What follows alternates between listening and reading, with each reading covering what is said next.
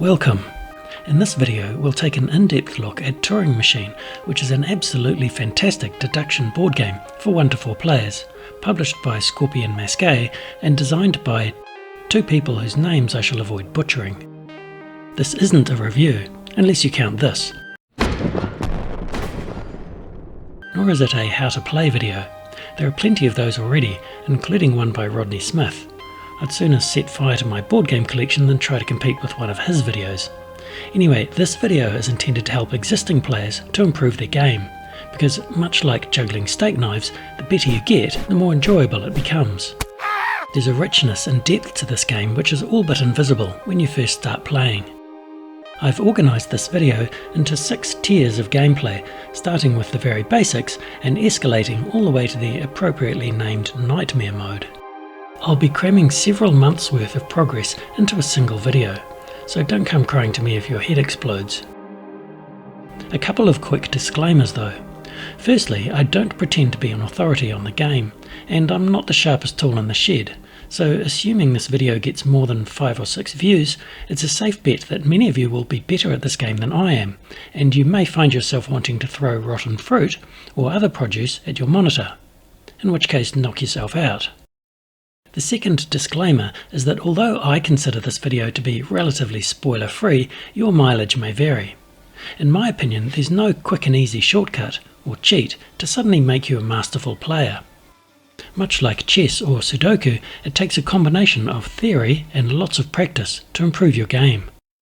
I also consider it spoiler-free because the 2 cornerstones of this video are taken straight out of the rulebook. More on those shortly. Also, I've deliberately avoided some topics, such as dissecting the game's design, because I don't want to risk spoiling the magic and awe which new players in particular can look forward to. Having said all that, everybody has their own personal opinion about what constitutes a spoiler, and I will be sharing some of my own thoughts related to deduction. So if you're a beginner who wants to know as little as possible about the game, beyond the rules, then this video might not be for you. Thirdly, this video is heavily biased towards solo play. And although most of what I discuss will be applicable to multiplayer games, not all of it will. For example, we may look at some deductions which are too deep and time-consuming for a multiplayer game. As a general rule, I wouldn't recommend forcing all the other players to wait silently for 10 minutes before the first round so that you can deduce how to solve the problem with a single query. Unless, of course, your goal is to permanently dissolve your entire game group, in which case it's a great plan. Despite the focus on solo mode, I think the insights in this video are a great way to become better at multiplayer games too. Just be sure to give yourself a handicap, as detailed in the rulebook, if you find yourself outpacing your opponents. Before diving headfirst into an ocean of head-scratching deduction, I'll quickly mention a few quality of life improvements I made to my copy of the game, such as these verification card separators.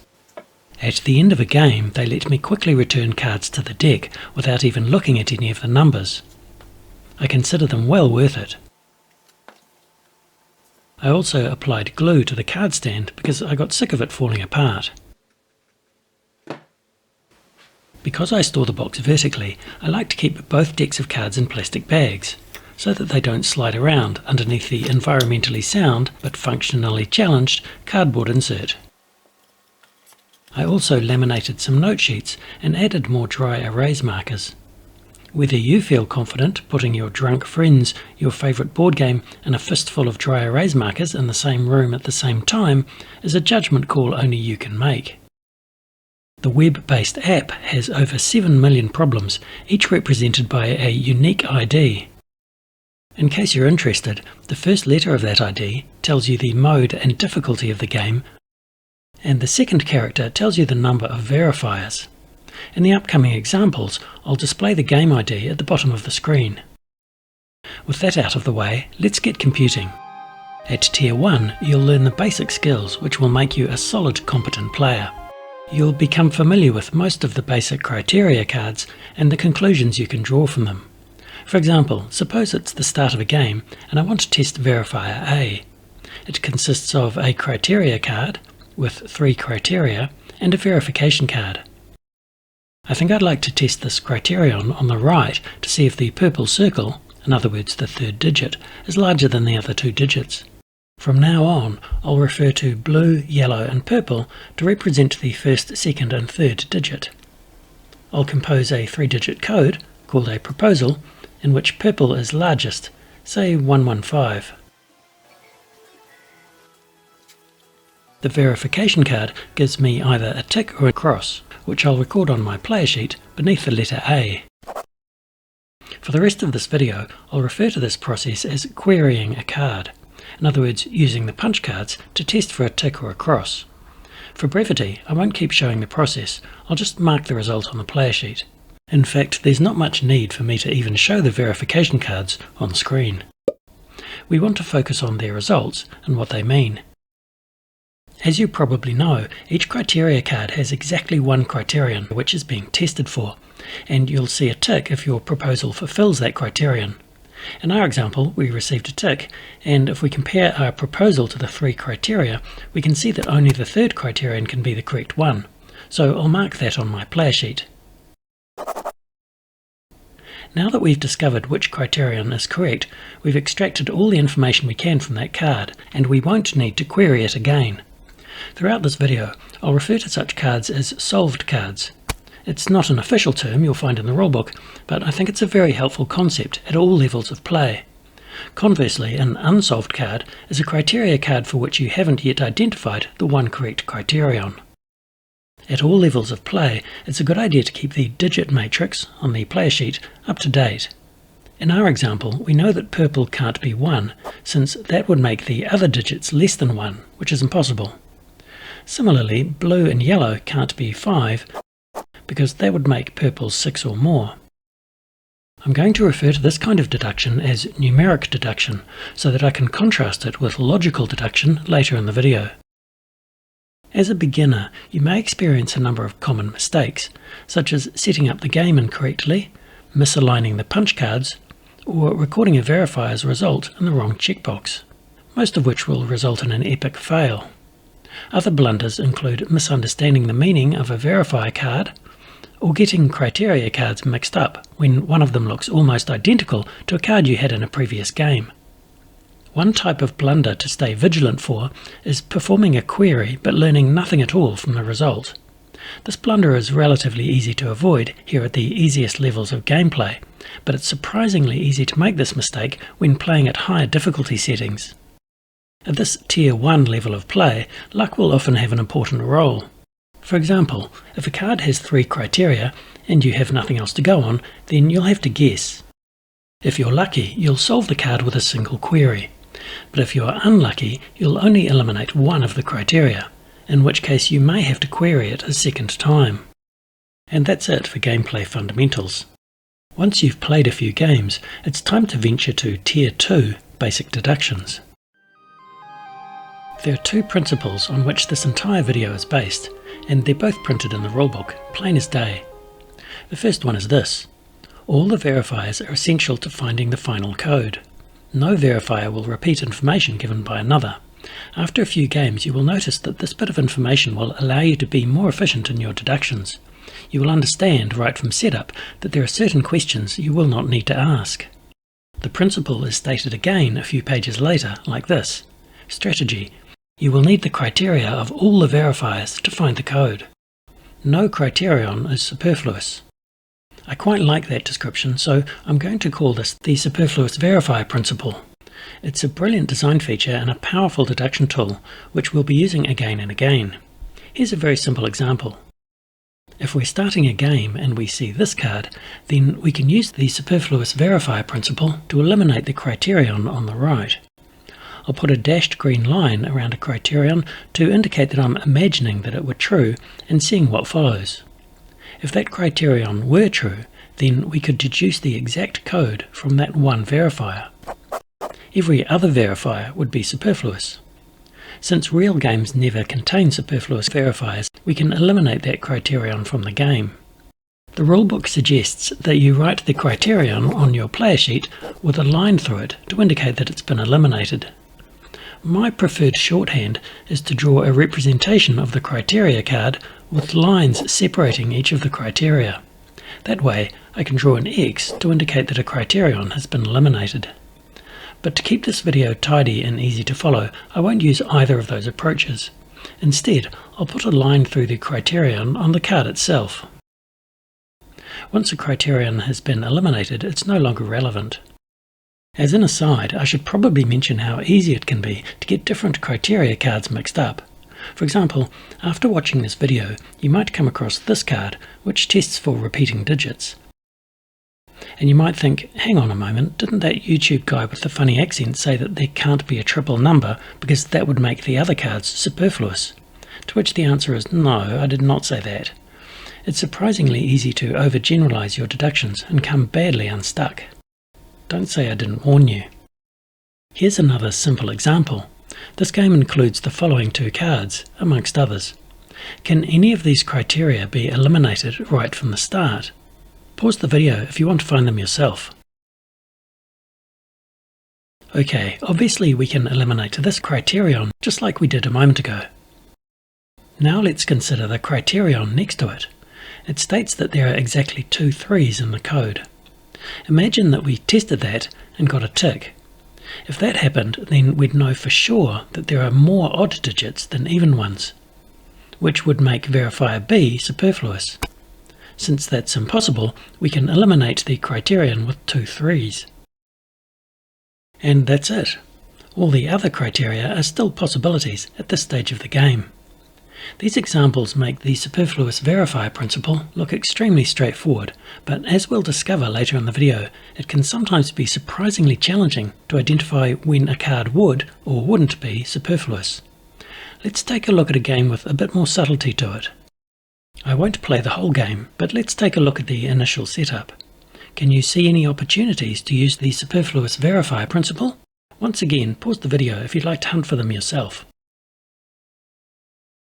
Okay, let's consider card 22 and imagine that the first criterion is true. That would mean that the numbers are in ascending order. Just to be abundantly clear, a code like 223 is not ascending because the first 2 digits don't ascend. The same goes for any other code with duplicate digits. So, if that criterion were true, we'd know that the first digit would be the smallest, the second digit would be larger, and the third digit would be the largest. What would that mean for verifier C? Card 14 tells us that one of the numbers is lower than the other 2. In our imagined situation, the criterion on the left would have to be true. But more than that, verifier C would be completely superfluous. If we already know that blue is less than yellow and purple, then this card provides no new information. We could remove it from the game and the final code would be unaffected. Since we know that superfluous cards aren't allowed, we can eliminate the basis of our assumption that the numbers are in ascending order. If that were the correct criterion, then the game would be broken. Similarly, if this card told us that the numbers were in descending order, then the game would also break. We'd know that the third digit is the smallest, and once again, verifier C would be superfluous. There's only one criterion left, so we've now solved verifier F. Notice that we solved it without performing a single query. As you gain confidence, solving cards without querying them will become fairly common, but it's dangerously easy to get mixed up between cards which can be solved through deduction and superfluous cards. There's a pretty good example of that difference right in front of us. Let's imagine that we queried verifier A, and it told us that the first digit was equal to 1. What would that mean for verifier C? Well, since 1 is the lowest number possible, we'd know for certain that the criterion on the left was the correct one. The other 2 criteria would be impossible because no digit can be lower than 1. So if we already knew that blue was 1, wouldn't that make card 14 superfluous? And if so, can't we eliminate the blue equals 1 criteria just like we did a moment ago for ascending and descending numbers? It may be tempting to think that way, but it would be a huge mistake. The truth is, if blue equals 1, then yes, we would be able to immediately solve card 14 without querying it. But that wouldn't make card 14 superfluous. It would still provide new information, namely that yellow and purple are definitely greater than 1.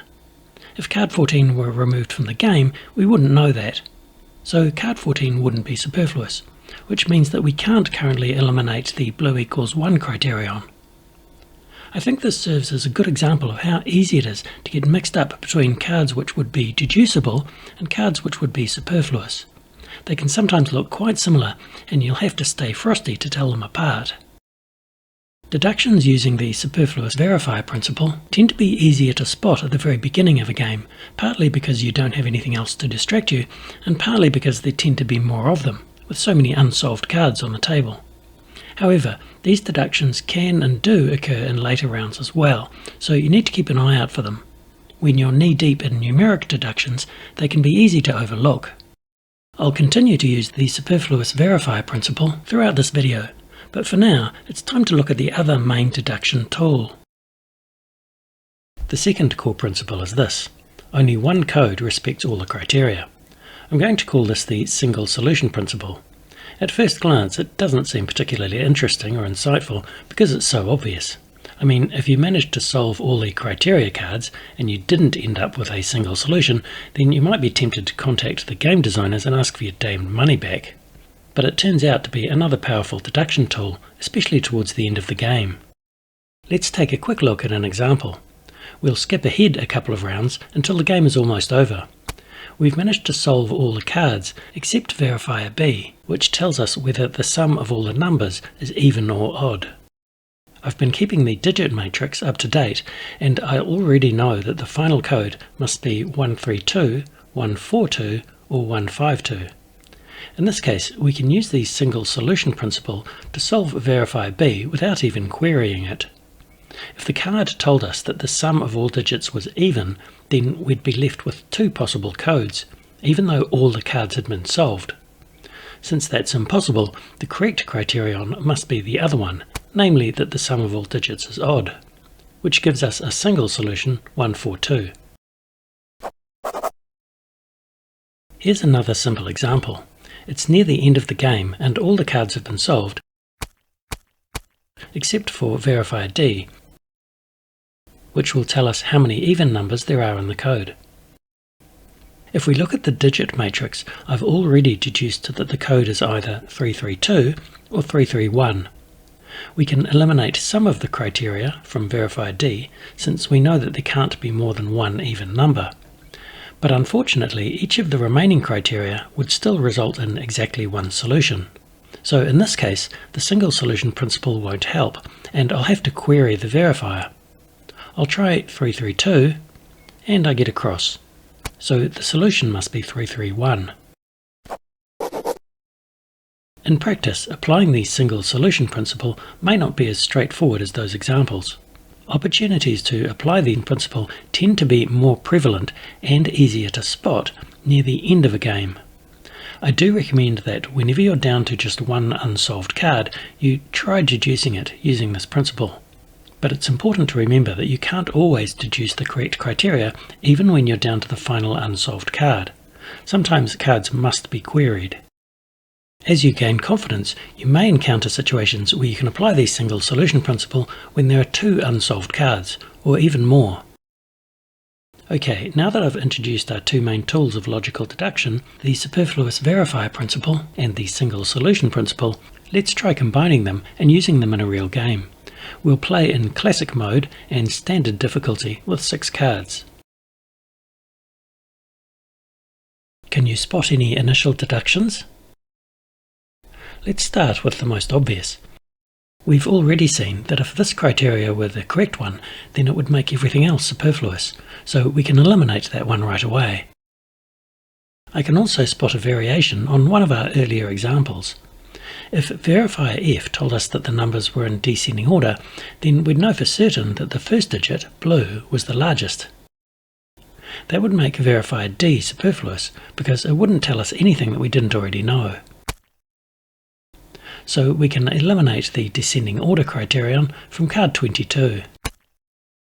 Similarly, if the ascending order criterion were true, we'd know that the purple digit was largest, and once again, verifier D would be superfluous.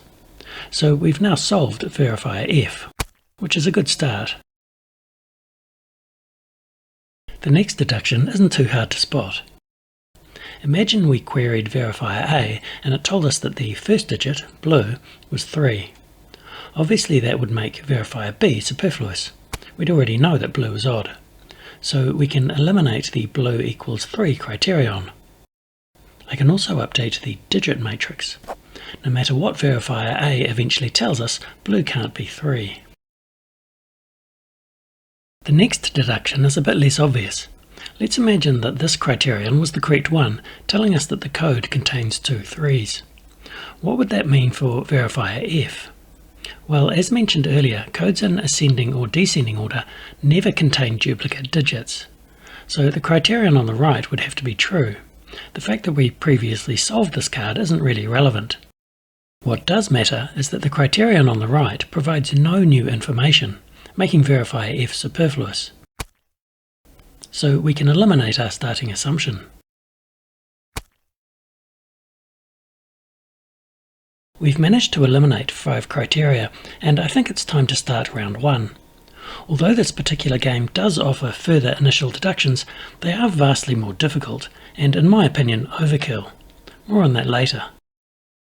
When it comes to choosing which verifiers to query, and composing your 3-digit proposal for the round, there are quite a few factors you may want to consider. I'll touch on some of those later, but for now, I think I'll query verifiers A, B and E, and I'll use the proposal 251. I'll query the verifier cards and mark the results on the player sheet. Now let's see what we've learned. Verifier A returned an X, which means that the first digit must be greater than 3. And that card is solved. Card B also gave us an X when we supplied an even number, so blue must be odd. That card is solved, and blue must be 5. Card E also returned an X when the sum of our digits was even, so we know that the sum of all digits must be odd. At this point, we've managed to solve all but 2 cards, which puts us in a pretty good position. Let's look for further deductions. Can you see it?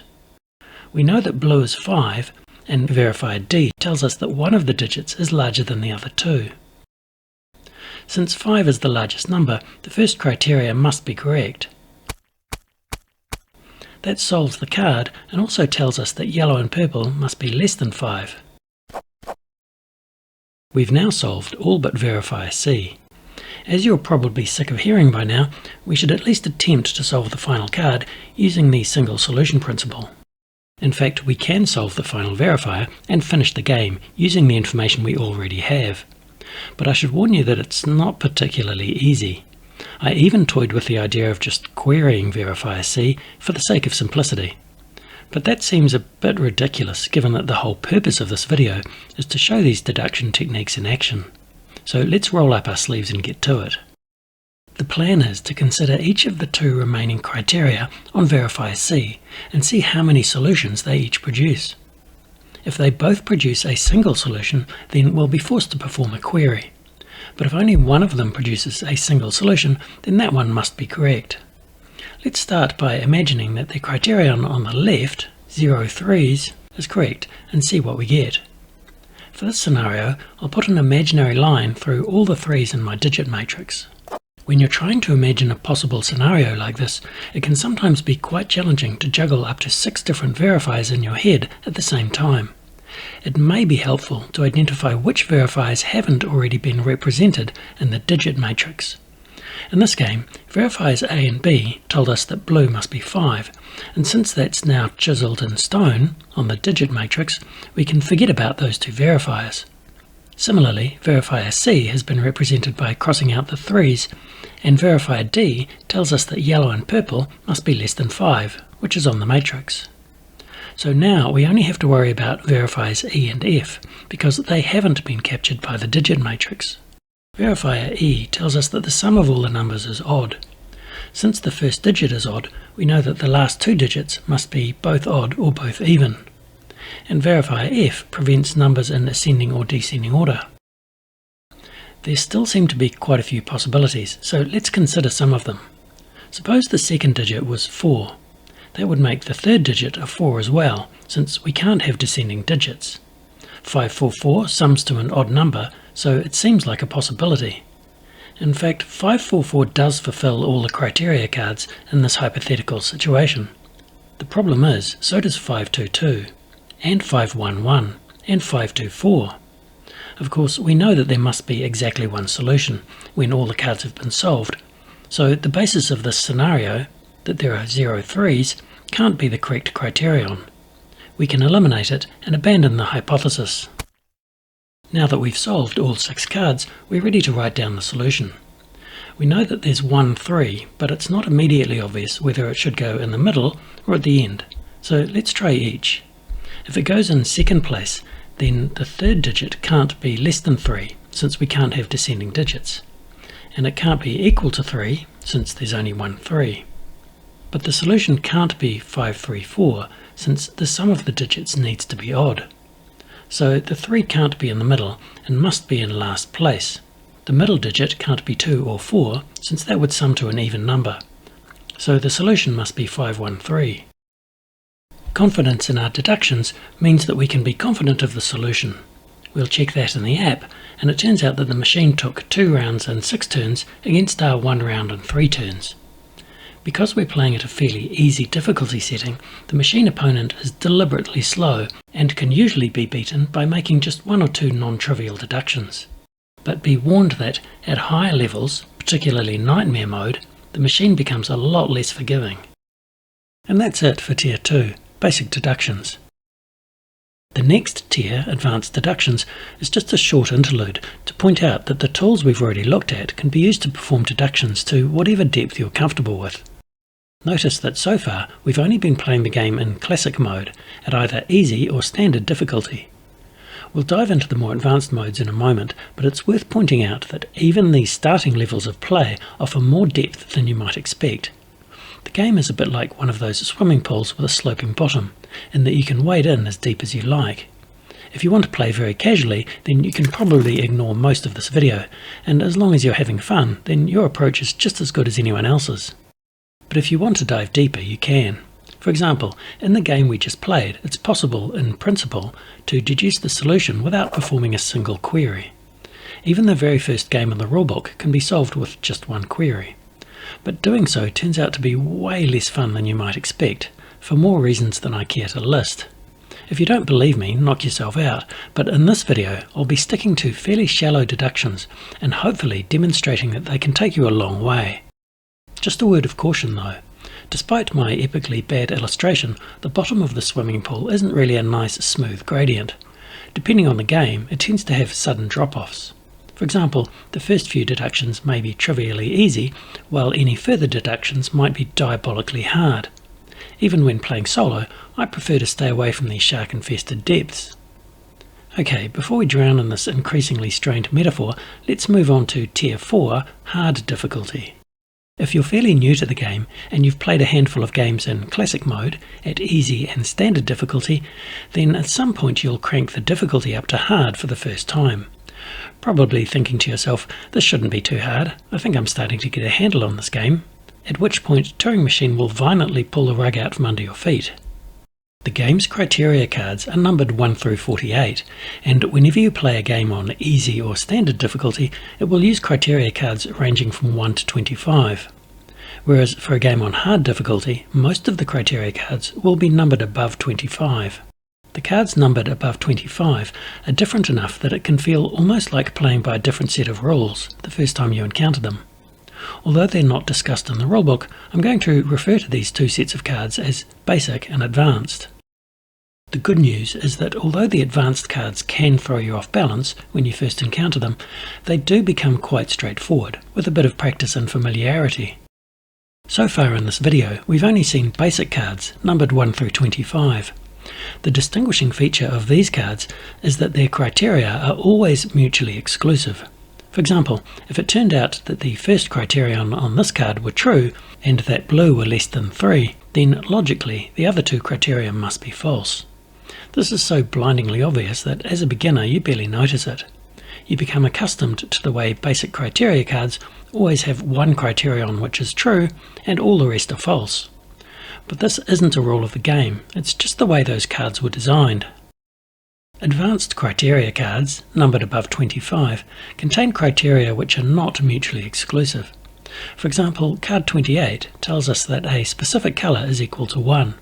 If the criterion on the left, blue equals 1, turned out to be the criterion which the verifier is testing for, then obviously it would be true. But that doesn't mean the other criteria are false. They could turn out to be true or false. I like to think of these other criteria as irrelevant. The verification card only knows about the criterion it's testing for. It has no information about the irrelevant criteria. The main consequence of all this is that when you do manage to eliminate a criterion from one of these advanced cards, you cannot conclude that it is false. That's a habit you'll need to break. For example, consider card 39. Early on in the game, I might manage to eliminate the yellow equals 1 criterion from this card, either through deduction or by querying the card. Either way, it doesn't mean that yellow isn't 1. It could turn out that this criterion on the bottom left is the one being tested for, in which case yellow could be anything. Another consequence is that you may need to choose your proposals a bit more carefully. When querying an advanced card, you'll want to use a proposal which fulfills some but not all of the card's criteria. We'll see how that works in a moment. With that out of the way, let's jump into a game. We'll stick with 6 cards in classic mode, but this time we'll bump the difficulty up to hard. The first thing I notice is that verifier A uses a basic criteria card, and all the other verifiers use advanced criteria cards. I can also see some nice initial deductions. Can you spot them? Let's imagine that on verifier B we learned that the first criterion was the one being tested for. If so, then we'd know that blue equals 4, and that would make verifier A superfluous. So we can eliminate that criterion from verifier B. As already discussed, that doesn't mean that blue isn't 4. Now let's try imagining that on verifier C, the very first criterion was the one being tested for. If we discovered that, then we'd know that blue is even, and once again that would make verifier A superfluous. So we can eliminate that criterion from verifier C. And the same goes for the criterion beneath it. Here's another thought experiment. Imagine that we queried verifier F a few times and discovered that the solution contained exactly 2 1s. So far so good. But then verifier B would come along and tell us the exact solution, either 141 or 114. Either way, we'd be left with 4 superfluous verifiers. So we can eliminate the basis of that scenario. We can also eliminate the 2 3s criterion for exactly the same reason. We should probably stop here, but I'll just point out one more initial deduction, even though it's a bit harder to spot. On verifier E, imagine that this criterion was the one being tested for. Once we found that out, we'd know that the last 2 digits of the code were equal. In fact, thanks to verifier B, we'd immediately know that the last 2 digits of the code were both 4. And that would make verifier C superfluous. If we already know that the code ends in 44, then verifier C has no new information. Since our assumption is guaranteed to result in a superfluous card, we can eliminate it. You're welcome to hunt for more deductions if you like, but I'm more than ready to begin round 1. I've decided to query verifiers A, B and C because I'm guaranteed to solve all 3 without relying on luck. For verifier A, the criteria are mutually exclusive, and any proposal will solve the card. But for verifier B, the remaining criteria aren't mutually exclusive, so I'll need to choose my proposal carefully. I'll need a proposal which is true for one of the criteria and false for the other. Let's say 224, which does fulfill the purple equals 4 criterion, but not the other one. In contrast, a proposal such as 244 would be an awful blunder because that fulfills both criteria, and querying the card would result in a tick no matter what. The resulting tick would give you nothing, other than the sinking sensation that you just wasted a turn. And finally, for verifier C, it doesn't matter what my proposal is. So I'll perform the queries and jot down the results. Now let's see what we've learned. Verifier A gave me a cross, so blue must be odd. Verifier B also gave me a cross. If it had been testing for purple equals 4, it would have given me a tick, so we can eliminate that criterion. And now the card is solved, and we know that yellow equals 4. If Verifier C had been testing yellow as even, it would have given me a tick, since yellow was even. So we can eliminate that criterion. Similarly, if it had been testing purple as even, I would have received a tick. Thanks to Verifier B, we already know that yellow equals 4, so yellow can't be odd. So Verifier C is solved, and we know that purple must be odd. Now that we have a bit more information, let's see if we can't eliminate some more criteria. For example, on Verifier E, suppose this criterion was the correct one, and the first two digits were the same. Since we know that yellow is 4, the solution would have to begin 4-4. But Verifier A tells us that blue is odd, so that's impossible, and we can eliminate the starting assumption. Staying with Verifier E, imagine that this criterion was the one being tested for, and yellow was less than blue. Since Verifier B already told us that yellow is 4, then blue would have to be greater than that, in other words 5. But if Verifiers B and E told us that blue is exactly 5, then Verifier A would be superfluous. We'd already know that blue is odd. So we can eliminate our starting assumption. Similarly, if purple were greater than yellow, then purple would have to be 5, and that would make Verifier C superfluous. I can't see any other obvious deductions, so let's launch into round 2.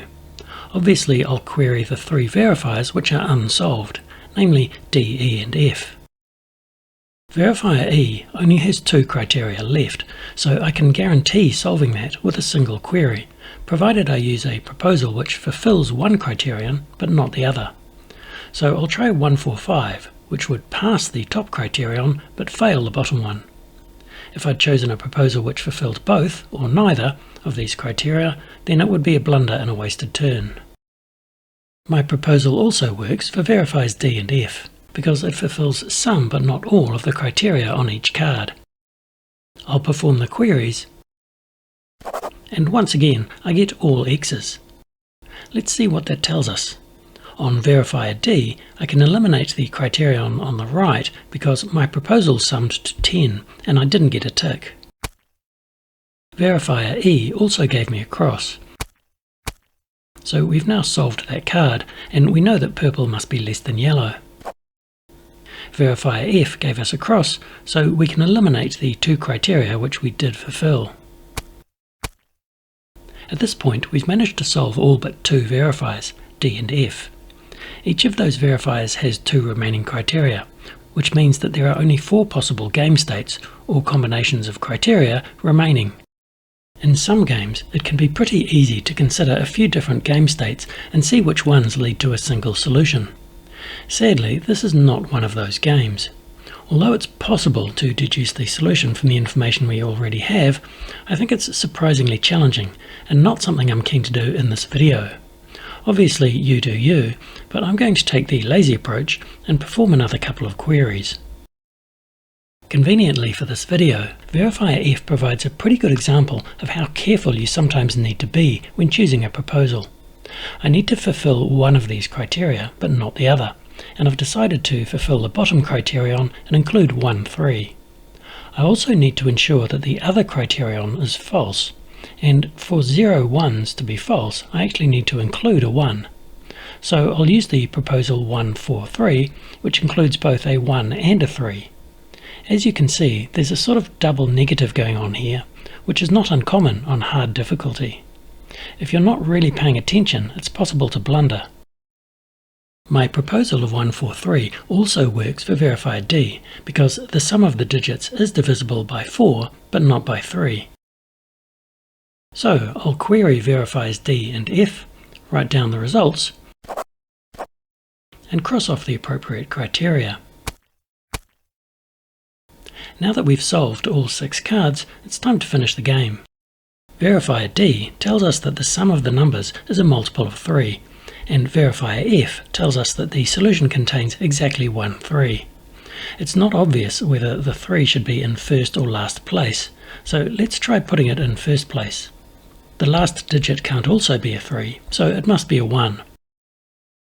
But 3, 4, 1 sums to 8, which isn't a multiple of 3, so the 3 must be in last place, which gives us either 5, 4, 3 or 1, 4, 3. Only 5, 4, 3 sums to a multiple of 3, so that's our solution. Phew. We'll check the app, and despite getting a bit lazy towards the end, we still beat the machine by a couple of turns. So now it's upwards and onwards to Tier 5 Extreme Mode. In Extreme Mode, each verifier contains 2 criteria cards instead of 1.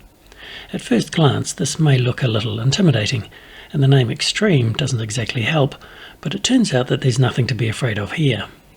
In the previous tier, we learned how to handle advanced criteria cards with irrelevant criteria. Extreme Mode works exactly the same way, except that the criteria are spread across 2 cards instead of 1. In fact, it may help to think of the 2 cards as being printed on a single large card, because that's how they work from a gameplay point of view. As we've already seen, the verification card only knows about the 1 criterion it's testing for. It has no information about the other criteria. All the other criteria exist only to run interference and mess with your head. In terms of deduction techniques, there's nothing new here, so I'll keep this game short and sweet with just 4 verifiers and standard difficulty. I'll start by eliminating the 3 threes criterion, since that would give us the exact solution right away. When you're wanting to apply the superfluous verifier principle, it's no longer enough for a single card to be superfluous. You must look for situations where the entire verifier is superfluous. For example, imagine that verifier C told us that yellow equals 4. What would that mean for verifier D? Obviously we could eliminate these 2 criteria, since we already know that yellow is even.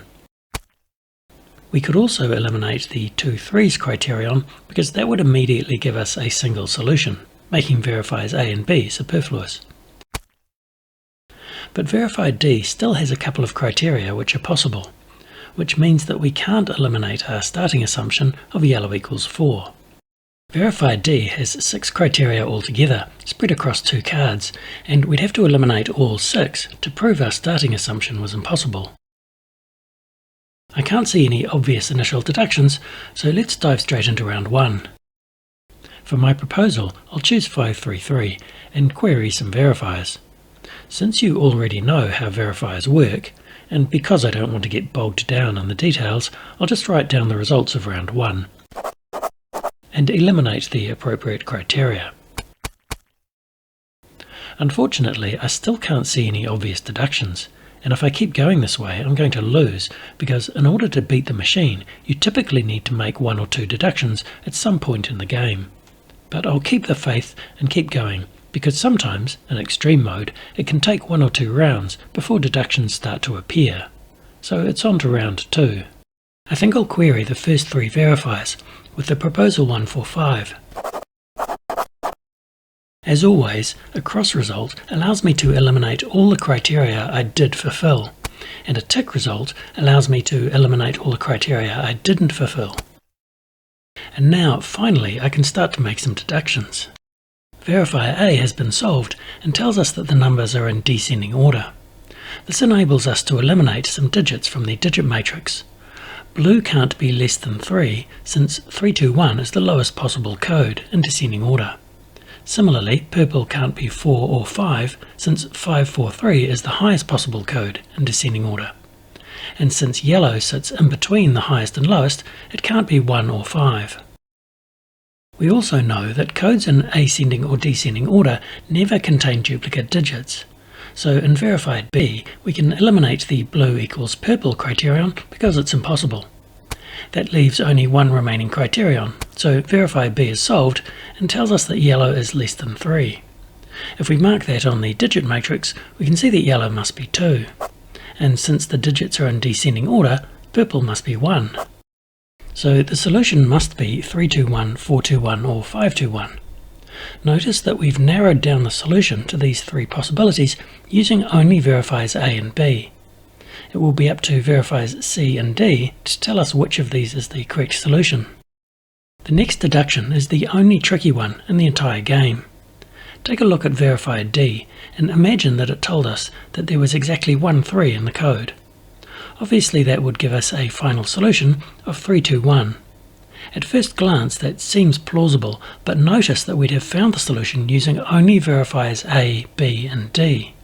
Verifier C would be superfluous, no matter what it told us. Since that's impossible, we can eliminate the 1-3 criterion from verifier D. With that done, the rest is easy. We already know that yellow is 2, so verifier D can't be telling us that yellow is even. That leaves just one remaining criterion telling us that there are 0 3s. So I'll update the digit matrix. On verifier C, we know that yellow doesn't equal 4, which leaves only one criterion telling us that the sum of the digits must be even. So the solution must be 521. Notice that this game offered us no opportunities for logical deduction, at least no obvious ones, until the very end of the game. That's not unusual in extreme mode. Despite only a modest number of deductions, we were still able to beat the machine by a couple of questions. And that's it for Tier 5 Extreme Mode. Congratulations on reaching the monster at the end of this video, Nightmare Mode. At the beginning of this video I claimed that it was spoiler-free. In the unlikely event that anyone has actually made it this far into the video, I'd like to officially rescind that claim. If you've never played Nightmare Mode, then I strongly recommend that you do that first and then return to this video later, because your first few games will be a roller coaster ride you do not want to miss. At least they were for me. In Nightmare Mode, the verification cards are placed around the machine tile as before, but the criteria cards go off to one side. At the start of the game you have no idea which criteria card corresponds to which verification card. It's as if the cards have been shuffled. In fact, you can shuffle either the criteria cards or the verification cards, or both, before starting the game, and it won't make any difference. When I first read about this in the rulebook, I was like, no way, that's impossible. That's impossible! Then I played my first game, and had a blast developing ideas and strategies. I managed to solve it in only a handful of rounds, which was way faster than I'd expected, and made me think I was doing well. Then I entered all my turns in the app and discovered that I'd been thrashed by the machine. I could be imagining this, but it seems as though the machine is ruthlessly efficient in Nightmare Mode. If you miss 1 or 2 deductions, as I've been doing throughout this video, you're liable to lose. In this video, I'll look at the basic principles and play a quick game, but I won't go into too much depth. This will be just an introduction to Nightmare Mode. That's partly because I'm no expert, but it's also partly to avoid spoilers. Nightmare Mode is sort of the final frontier in this game, and after introducing the basics, I intend to abandon you in the inky depths of deep space, so that you can explore it on your own. In Nightmare Mode, you'll continue to use all the techniques and principles we've looked at throughout this video, such as the superfluous verifier principle and the single solution principle. But you'll also develop new techniques which help you to identify which criteria card is associated with which verification card. Before playing a full game, let's take a look at an extremely simplified example using just 2 criteria cards and 2 verifiers A and B. Obviously these won't lead to a single solution, but bear with me. In fact, for the purposes of this exercise, let's not focus on discovering which of these criteria are correct like we usually do, but instead let's try to discover which criteria card goes with which verifier card. I'll start by choosing a proposal which fulfills the left-hand criterion on each card. I'll make sure that purple is even, say 4, and I'll make sure that there are more even digits than odd ones. Let's say 224. I'll query the verification cards and record the results as usual. It's now the end of round 1, and I still don't know which criteria card is associated with which verification card. That's pretty common in Nightmare Mode.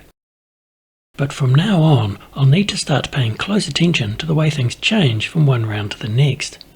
I can choose to change which criteria I fulfill on the criteria cards, and I'll pay attention to how each verifier's result changes between rounds. These criteria cards only have 2 criteria each, so obviously if I change from one criterion to the other, then a tick will become a cross and a cross will become a tick. Before choosing my proposal for round 2, I'll point out a couple of ways it would be possible to blunder and choose a bad proposal. The most obvious blunder would be to choose another proposal which fulfills the same 2 criteria as last time. Obviously that would produce exactly the same result as last time, which would tell me nothing.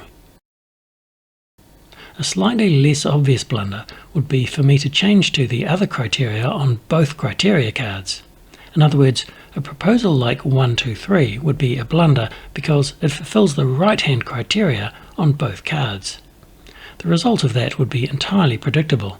Verifier A would change from a tick to a cross, and verifier B would change from a cross to a tick. And that would tell me nothing. As a general rule, if you can predict what result a verifier is about to give, then don't ask.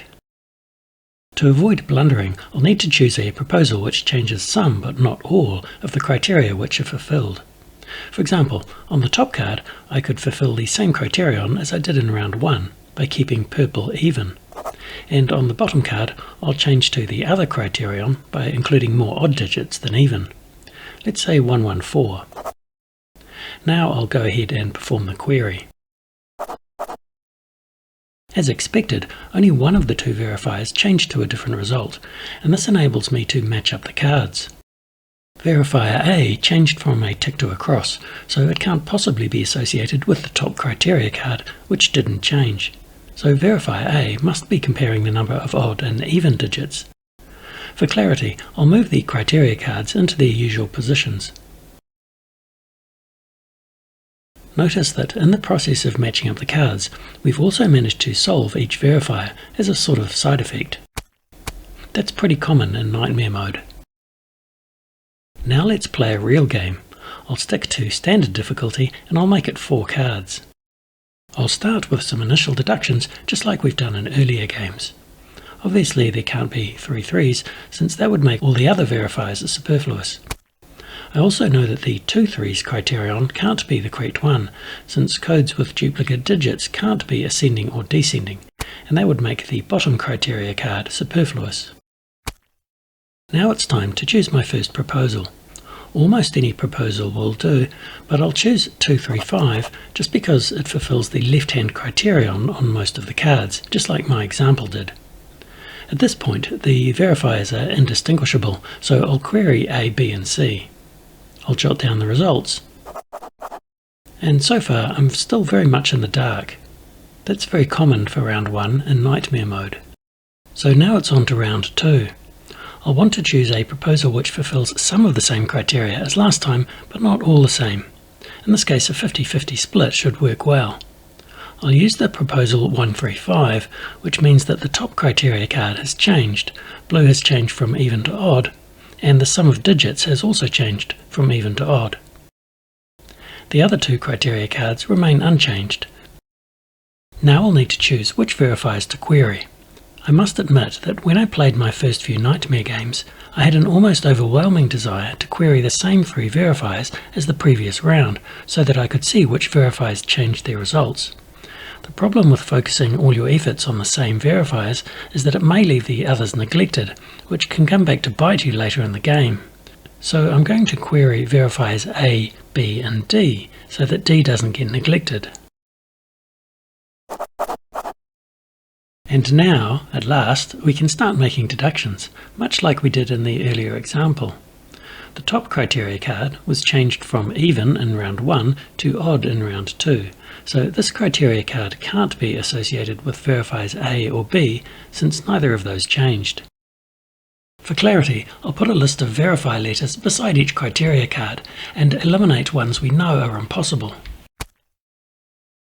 In exactly the same way, this criteria card, testing the sum of the digits, can't be associated with verifiers A or B. We've tried both an even sum and an odd sum, so we'd expect to get a tick in one of the rounds and a cross in the other. Now we're starting to get somewhere. Let's take a step back and look at what we've managed to eliminate. 2 of the criteria cards can't be associated with verifiers A and B, so those 2 cards must belong with verifiers C and D, though we don't know the order yet. So by elimination, The other two criteria cards must belong to verifiers A and B. Let's group them together for convenience. And there's one further deduction we can make, though it's a bit harder to spot. We know that these two criteria cards are associated with verifiers C and D, which gives us two possible scenarios. Let's consider them both. Imagine that verifier C was testing whether blue was even or odd. Verifier C gave us an X in round 1, so blue would have to be odd in that case. Now let's imagine the other scenario, which is that verifier D was testing whether blue was even or odd. Verifier D gave us a tick in round 2, so once again blue would have to be odd. Since blue is odd either way, we've solved that card. If all that seems a little convoluted, here's an alternative way of drawing the same conclusion. If a card has only two criteria, and you switch from one to the other, then the result must go from a tick to a cross or vice versa. So even though we didn't query it, verifier C must have gone from a cross to a tick between rounds, and verifier D must also have gone from a cross to a tick, which means that we passed both verifiers in round 2, and we've now solved both cards. Just to be clear, I'm not suggesting that you start adding ticks and crosses to your player sheet based on deductions. I think that's a horrible idea. We never did find out which criteria card is associated with verifier C and which with D, but now that we've solved both cards, we just don't care. Considering verifiers A and B, there are only two ways they could be associated with the remaining criteria cards, so it's probably worth checking both those scenarios in case we can deduce anything. First, let's imagine that verifier A is testing the number of 3s in the code. If that were the case, then there would definitely be 0 3s in the code since we keep getting X's. It would also mean that the other criteria card would have to go with verifier B, telling us that the code was in ascending order. At first glance, I can't see anything obviously impossible about that scenario, so let's put it on a back burner and consider the alternative possibility, which is that verifier A is testing whether the code is ascending, descending, or in no order. In that case, we could eliminate ascending order. Also, verifier B would be telling us that there's 1 3 in the code. Once again, that's not obviously impossible. At this point, there are two different approaches we could use to discover which of those scenarios is correct. We can either take the lazy approach and perform another query, or we can attempt to deduce the solution using the single solution principle and the information we already have. By now, it should come as no surprise that I'm going to take the lazy option and perform another query. I'd also like to point out that if you were to take the path of maximum effort and explore the two scenarios in greater depth, you'd discover that they both result in exactly one solution, and you'd be forced to perform another query anyway. So I can't help but feel that my laziness has been vindicated, at least in this video. The rest of my life is not up for discussion. So for round 3, I'll want to choose a proposal which is guaranteed to distinguish between verifiers A and B. I'll need a proposal which changes one criterion but not the other. I'll change this card from 1 3 to 0 3s, and on the other card I'll stick with ascending order. Let's say 1 2 5. Now I only need to perform one query, and either A or B will do. I'll go with A, and I get a cross. That tells me that verifier A can't be testing the number of 3s. If it were, I would have received a tick, which means that verifier B must be testing the number of 3s. That card is solved, and we know the solution contains exactly 1 3. The last criteria card must belong to verifier A, and all those X's allow us to eliminate the ascending order criterion. Unfortunately, there are still 2 criteria remaining. In Nightmare mode, cards with more than 2 remaining criteria will be the bane of your existence. But in this case, it's not too hard to eliminate one of them. Looking at the no order criterion, you may notice that it's not very restrictive, and you might suspect that it leads to quite a few different solutions. And you'd be right. I don't even know how many solutions that would give, but here are just a few. So we can eliminate the no order criterion, and the number must be in descending order. We've now solved all 4 verifiers, and we're ready to write down the solution. The descending order criterion enables us to eliminate some digits from the digit matrix, just like we did in an earlier game. We know that the solution contains exactly 1 3, and we can see that the 3 can't be in first place, because that would make the code 3 2 1, which doesn't sum to an odd number. Similarly, the 3 can't go in last place because 543 doesn't sum to an odd number either. So the 3 must be in the middle. That makes the first 2 digits 5 and 3, and in order for the sum to be odd, the last digit must be 1. We'll check the solution in the app, and this time we did manage to beat the machine. Hooray! But only by 1 turn. Like I said, in Nightmare mode the machine does not pull any punches. Obviously we'd barely scratched the surface of Nightmare mode, but hopefully it gave you 1 or 2 ideas. And with that, we've reached the end of this video. I'm not sure if that was 30 hours long or if it just felt that way, but congratulations either way. If your brain hasn't turned to custard by now, then you're a lot tougher than I am. All the best with your future Turing Machine hooliganism, and thanks for watching.